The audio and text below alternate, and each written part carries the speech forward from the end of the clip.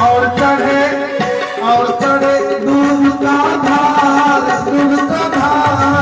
श्री माते मुकुट विराज रहो तेरी माते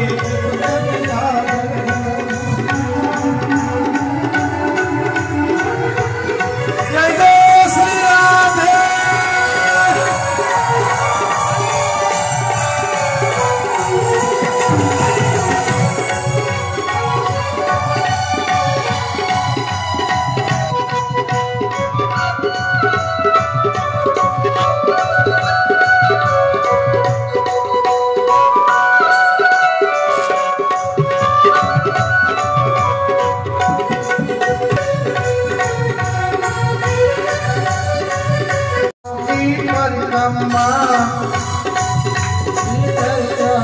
तेरे साथ कोसों की परिक्रमा तेरे साथ कोसों की कलेश्वर है